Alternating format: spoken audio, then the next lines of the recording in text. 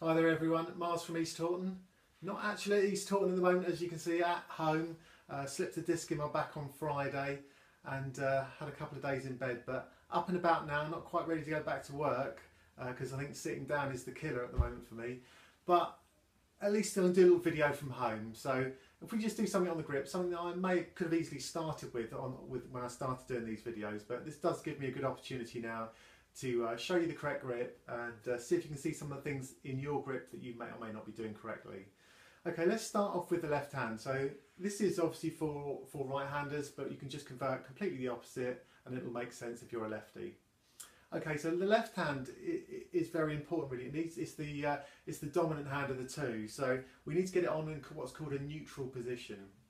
And that really involves the club coming through your fingers in real bit detail. It's the middle joint of that first finger to a point at the end of your little finger just under this pad. And I'm going to give you a good little tip, something you can do to see if you have got that grip on in the right position. So if I start to open my hand up now, so if I can lift my thumb off and these three fingers, and the club should rest there. That's a really good sign that you've got the club in the correct position. If I close my hand back up again now, I'm in that correct slot.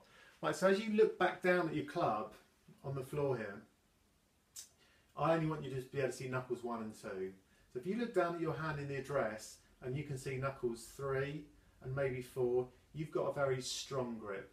A club that's going to encourage you to hook the ball and shut the face at impact. So have a look at that. So let's go through the fingers, thumb on the top and a fraction to the right.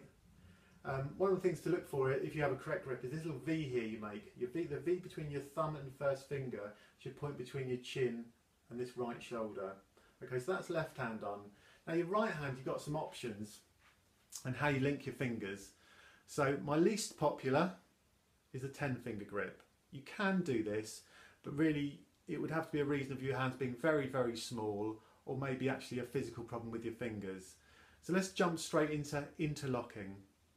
So interlocking is the little finger of your right hand interlocking with the last finger of your left. Tiger Woods and Jack Nicklaus.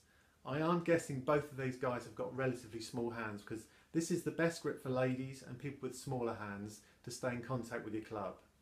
Okay, the most popular grip is the overlapping grip. Okay, where the little finger of your right hand sits in this groove, all these other fingers are on, and then you wrap over. So at the top, you're looking to mirror the little V you've made here with the V that you create with your thumb and first finger here. This way, the club is manoeuvrable both ways. When you have either a strong or a weak grip, you'll find that one way is hampered or one way is increased to give you a poor shot.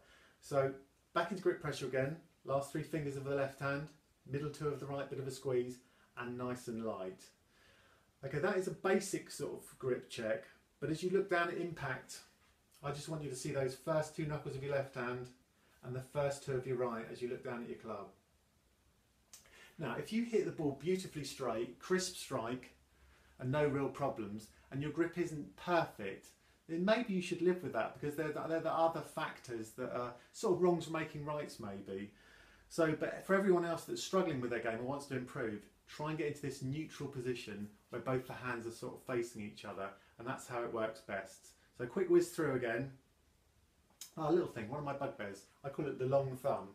Your thumb could be in a long position here where it almost pokes out the bottom of your right hand. Just retract that because it needs to fit in that little, under that pad of that right hand there. Okay. Okay, so that's the beginnings of grip. That should get you on the straight and narrow and something to practice for this week. I'm going to carry on using this as a walking stick and hope to be back at the golf club in the middle of the week. Thanks everyone and have a better week than me. Cheers.